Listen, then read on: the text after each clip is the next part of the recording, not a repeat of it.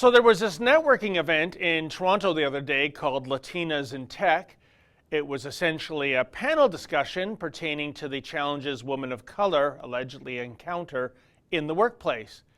Here's the poster for the event. Now, as you can see, the panel discussion was entitled Supporting BIPOC Women in the Workplace. No, a BIPOC is not some species in the Star Trek universe. Rather, Google informs me that BIPOC is an acronym for Black, Indigenous, People of Color. Alrighty. As for the illustration on the poster, it appears to be a naked Latina holding a flower where her private parts are. That's not very high tech now, is it? Still, as the saying goes, I don't know art, but I know what I like. But I digress. In any event, if Black, Indigenous, Latinas of color want to get together for a networking event, that's fine by me. But what made me raise a Spockian eyebrow about this particular powwow was the ticket buying policy. Namely, there were different ticket prices for those of different races. No, seriously. For example, for those people who didn't identify as, quote, Black, Indigenous, people of color and consider themselves allies of BIPOC communities, end quote, well, they had to fork over $5 for a ticket plus a $1.17 service fee. But for those who did identify as Black, Indigenous, people of color, etc., well, their ticket was free of charge and no service fee either. Gracious, where does one begin the analysis? For starters, the use of language is most curious. Note how the copy states identify as Black, Indigenous, people of color, as opposed to those who actually are Black, Indigenous, people of color.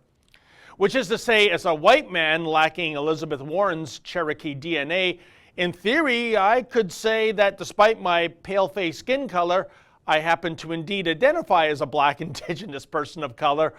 Although, then again, that really didn't work out so well for Rachel Dolezal, did it? But the real issue at play is the inherent racism of the event's ticket buying policy. Namely, if you happen to be a non-white person, no charge. But if you happen to be a honky, well, that'll be $6.17, please. Gee, so much for that white privilege thingy, eh? Yet I fail to see how those who want to fight racism are actually doing so by employing racism.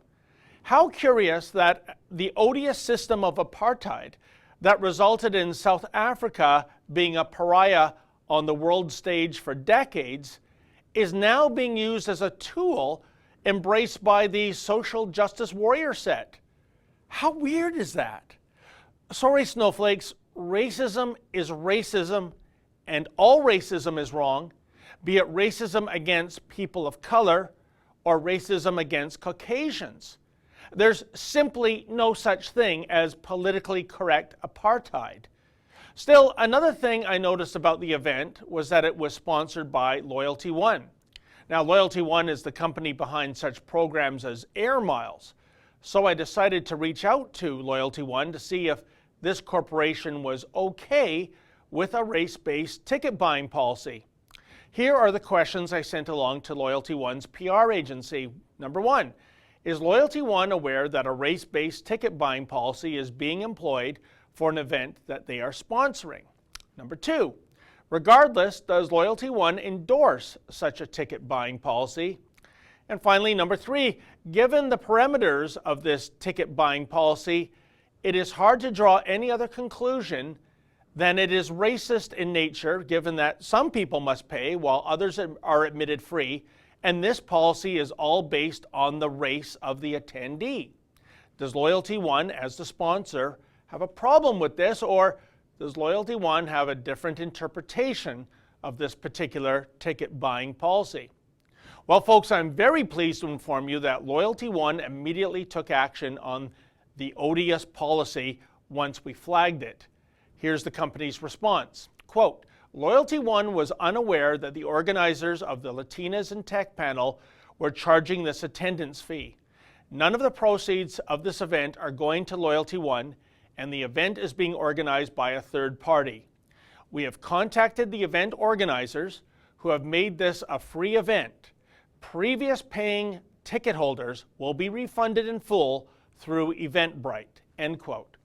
So I say hats off to Loyalty One for doing the right thing. As for the moral of this story, well, I think it comes down to this. Should a company decide to sponsor an event, it's probably a prudent idea to make certain that there are no social justice warrior ideologues in charge of organizing the event. Their decisions can prove quite embarrassing, to say the very least. For the Rebel.media, I'm David the Menzoid Menzies. Hey folks, are you sick and tired of all the nonsense swirling around Ottawa these days? Well, please visit our newest website. That's jailtrudeau.com. Yes, visit jailtrudeau.com and put your signature to our petition.